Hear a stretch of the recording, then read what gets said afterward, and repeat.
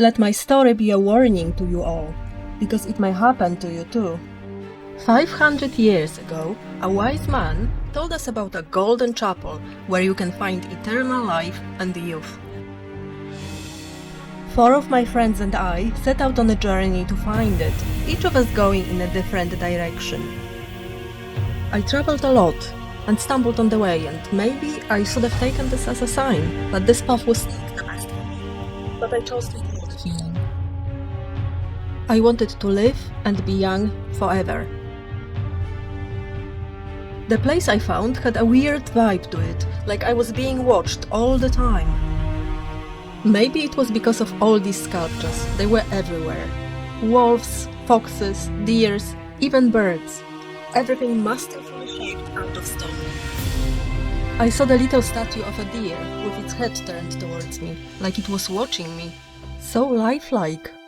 I felt the urge to touch her, to check if she was warm. She wasn't. Little did I know that the deer had been waiting for my touch for a long time.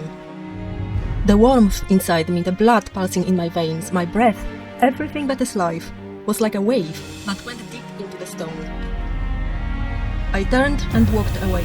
I didn't realize that I had just shared life, but I had brought the deer back to my world, the world of the living, for a few moments.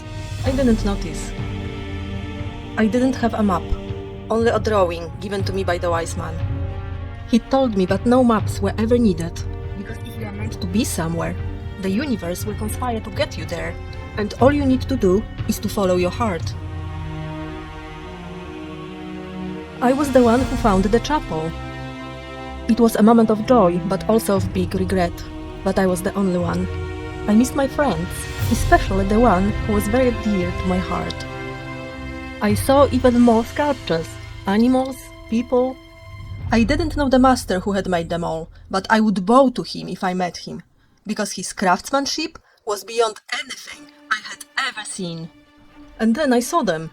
All of them were here, all my friends, including the one I loved.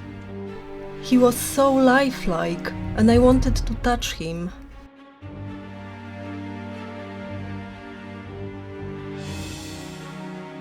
He offered me his hand, but he knew the price I would need to pay if we touched again. The second touch was to cement his freedom, bring him into the world of the living forever, but it was to bring me into the world of stone. But I didn't know the price, so I took his hand.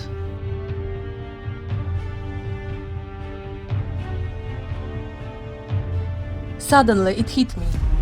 All the sculptures here were not masterfully crafted, they were living flesh turned into the stone.